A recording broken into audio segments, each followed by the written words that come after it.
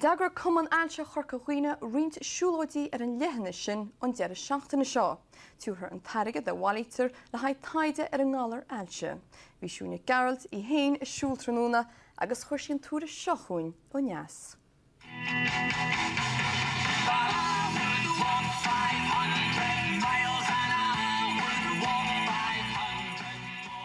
Go gada tréis an léir maidin bhaillig sos le leithia duine I maile bracha gorca riine, agus iad a galabhúchan dul go barach cnach rianan.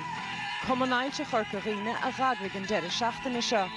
Ceann in amach siúlóidí mar himpeall an cheantar, agus daimimecha €10,000 a bhailú le haid taide a dhéanamh ar an ngálar ailse.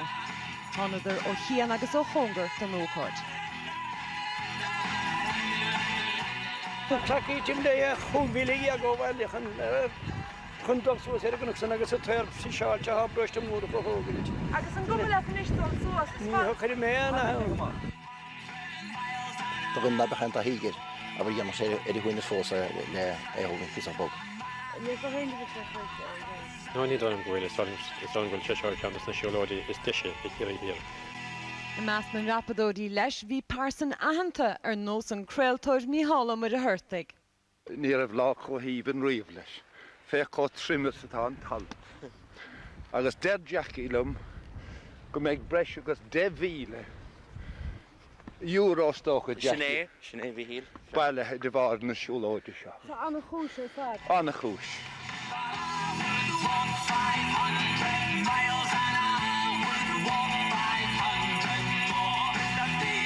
Idir an dálín bhí fúdar feadhrúpa eile agus bóthir a chumar le fáilte an cheantar híosá Gaelacha.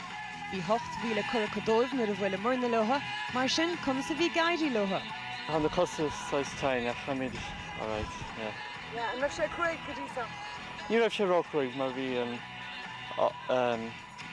taobh tíre des agus bhí mar siúil ar talamh íse.